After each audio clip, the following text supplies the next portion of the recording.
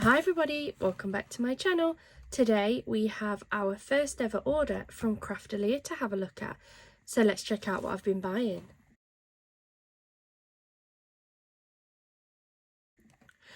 Hi everybody, welcome back to my channel. Thank you so much for joining me here today. I do apologise if my voice isn't very good. I have some sort of cold and it's all kind of in my sinuses, so I apologise. I'm going to get through this as best as I can. Today I have my very first order from Craftelier. I think that's how you pronounce it, but I apologise if I am butchering that right now. So I placed this order a while ago. Now, I have opened the box. I've had a quick look at the things that I've picked up. I'm really impressed with what I've got. However, I will say two things. The first one, and this could have been just me, I'm not sure, but I didn't find their website very user-friendly. I really struggled to navigate around things. I was having to use the search bar constantly instead of just being able to have a nosy at what they had in. As I say, it could very well just have been me, and there might be lots of you guys that have purchased from these before, and pop a comment down saying the website is really easy and user-friendly. I was trying to do it on my phone and I just couldn't get it to work. Like it loaded up, but I just couldn't seem to find what I was looking for. Or, as I say, I'm one of those buyers who likes to just have a look at what they've got, see what catches my eye and buy it. And I couldn't seem to do that on their website. So I've literally only ended up with things I specifically wanted and nothing extra. The second thing that I will say, and I had kind of expected this, is they aren't based in the UK. So looking at their website, they say they are a UK company, but their actual packing and shipping and things comes from Spain. So I placed this order over 2 weeks ago. I placed it on the Friday, which was what? I don't know, the last Friday of September. I'm not sure what the date was. And it's literally only turned up today, Monday the 16th, is it? So it was really long delivery, and the tracking that they provided didn't even start working until yesterday. So up until yesterday, I was really starting to panic that this had been lost. So yeah, I think I'd have to take that into consideration when I order from them again, is that it's really long delivery. There's no way to kind of expedite it, and actually it took longer for me to get this than it took me to get my Temu order. But nevertheless, I have opened the box and I'm really happy with it. The invoice that I've got doesn't actually tell me the prices that I paid for anything. So I will show you what I've got, but I don't know what I paid. Unfortunately, I haven't had a chance to go through their website. One, I haven't had chance, and two, I just couldn't really bring myself to do it. So I'll just show you what I've got. I will say some of these bits and pieces were on offer. I know rough prices of them, I think, but not the exact price. So I can drop you a link into some of the bits that I've picked up if I can find it. So the first thing that you do get is, I did get this lovely lolly. I also got this magazine type thing to show some of the new bits that they've got coming out. And at the time of placing my order, they were around their 12th birthday. So I've also got this little card in there as well. And then I'll just grab things from the top. So the first thing I picked up was these double-sided foam strips. Now, I'm determined to give my shaker cards another go. I've recently picked up some sequins and things to give just normal cards a go with the shakers and not just Christmas ones. And I saw these. You get 160 double-sided foam strips. and they're these really thin strips of foam tape, which I thought would be absolutely perfect. You get 5 packs, of them, and I think they're going to be a lot better than my double-sided foam tape because they're going to be a lot more flexible. They're not as wide. There's going to be an awful lot of usage in here as well. So I thought I'd give those a go. Really excited to use them. I also picked up an anti-static pouch. I'm going to try and use this on my acetate because my acetate is really staticky. And it's meaning that all of the sequins and fake snow and that I've added into my shaker cards has been sticking to it. So I wanted to use this to take some of the static out. This is also really good for your heat embossing, to make sure that your embossing powder doesn't stick to the rest of the card, to help hopefully give you a really nice, clean and crisp image. So I picked up one of those. And they weren't bad priced either. Then, to go with that, I picked up a heat gun. Now, I have done heat embossing in the past. It was a long time ago. My heat gun is somewhere. I think it's out in the shed. But it's just too difficult to get in there and try and find it. And it's been out there for so long that I don't even know if it'll work. So I picked up this one from Craftelier. It has 2 speed settings on here. I haven't used it yet. I do need to get it out and use it, but I thought this would be really good for the heat embossing. Oh, should have read the instructions. So it's actually got that plug. That's okay. I think I've got a converter. I thought it said it had a UK plug, but it couldn't have done. I'll use my converter, it's fine, I have got one. But yeah, picked up one of the heat guns so that I can have a go. And I know I've had a couple of people comment to say that they've not done heat embossing before. So I can do a brief how-to on how to use the heat embossing stuff. The next thing I picked up was, they had a lot, not all, but a lot of the mini distress inks on offer. So I went a bit wild. Now these were just £2.30 something, I think it was. They got lots of different colours. I haven't used a lot of distress ink or distress oxides. I only have one, and it's one I picked up from a craft clearance. Somebody was clearing out their craft room and they had a box full of inks, and one of them was a distress ink. It was a pink distress ink, and I have briefly used it and I really liked it. And I did want to use more of the distress inks and oxides and things, but they're a little bit pricey. Not that they aren't worth it, I'm sure that they are, but here in the UK especially, we don't seem to get good bargains on the distress ink stuff. I watch a lot of craft hauls from over in America, and quite often I'll see hauls from like, I don't know, Hobby Lobby, is it Joann's and stuff, and they have the reduced stickers and they're picking up Tim Holtz inks for like $1.50. I've never ever seen them that cheap here. Like, you're lucky if they come down to a £5 sometimes.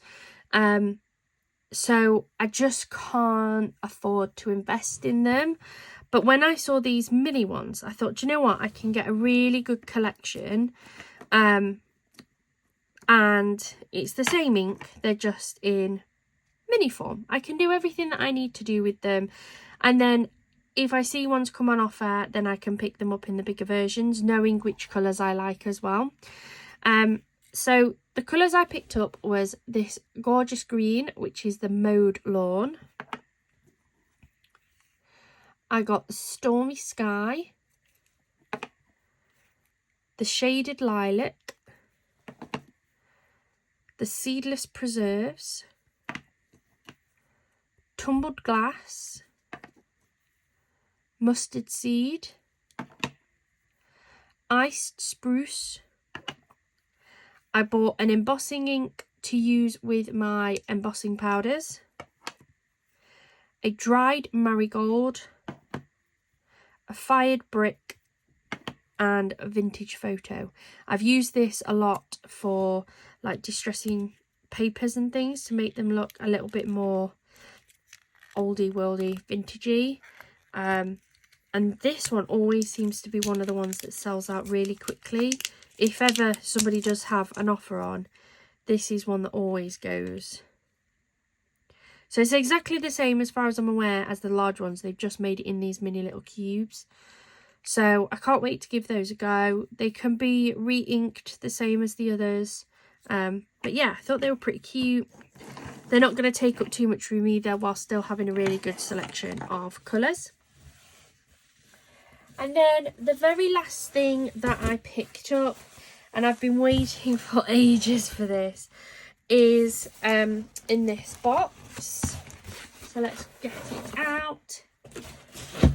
After all the problems I've been having with my stamping platform from Crafter's Companion breaking on me, having to restamp some of my stamps, I thought I would treat myself to a new stamping platform. I had lots of recommendations for lots of different platforms. I eventually went for the Tim Holtz one. They had this one on offer. It was only, I think it was just over £22 when I picked this up. So it was really good value, which is why I picked this up. I did look at some of the others, like the Misty was one that was highly recommended. I just didn't have the budget to stretch that far to how much the Misties are. They're quite a bit more expensive than this. So I thought I would invest in this one for now. And when the time comes, I can always invest in the Misty one later. So let's get this out. I've not opened it yet, so I've not seen what it is like. So it's quite weighty, which is good.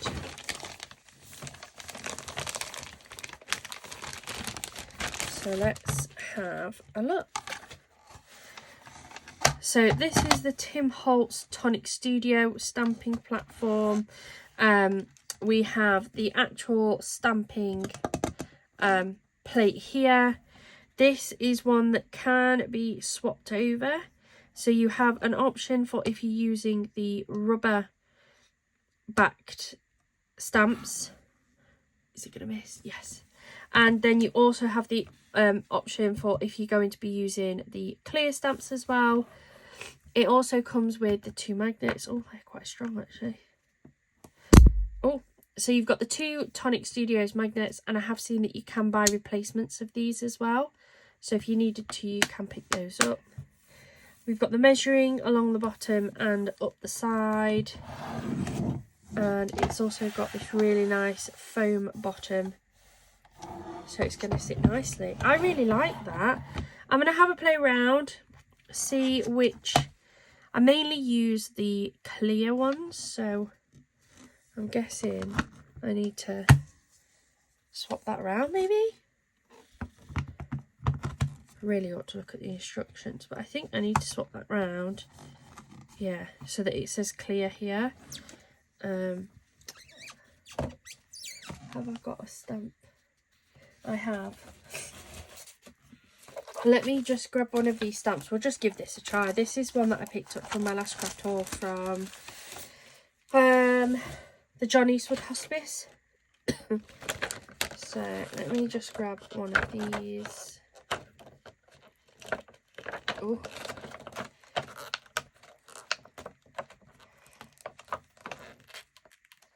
Such a new stamp set. The stamp's actually stuck to the plastic. Oh heck. There we go. Right, I've managed to get that stamp off of there. I'm just going to have a look for a scrap piece of... This is a piece of paper stock actually, but it will do me fine. So I'm going to pop that on there. Put my little magnets on. I take my stamp and let's say I want that to stamp there. I'm really conscious of hitting you with that, but I'm going to push that down and pick that stamp up. Then just make sure that's still in place, which it is. Then we'll take an ink. Let's try one of our new inks, why not? I'm going to grab the Seedless Preserves. Open that up. It's this beautiful like purpley colour. I'm going to ink up that stamp.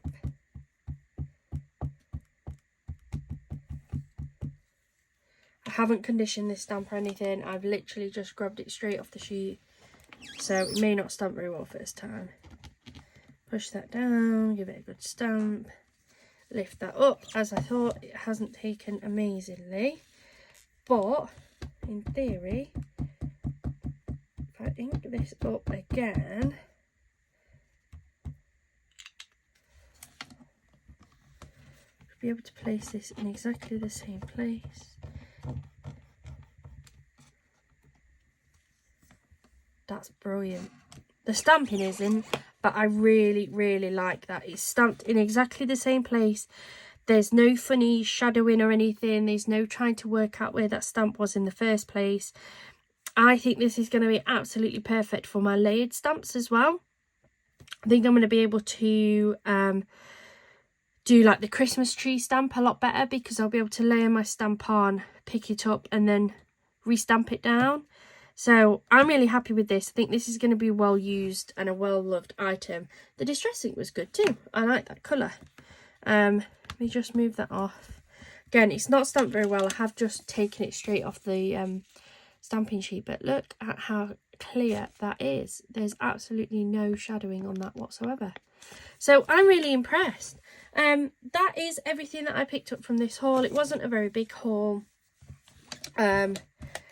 I say it wasn't very big. I still spent like just shy of £80 on everything. That was for the ink, the gun, this. But I'm really happy with everything that I picked up. I just need to sort out my adapter for this. I am going to double check this as well, because I thought I saw it said that it had a UK plug. So I'll just double check to make sure that I haven't picked up the wrong one. But thank you so much for joining me here today. I hope you've enjoyed this craft haul. We have another craft haul coming soon as well.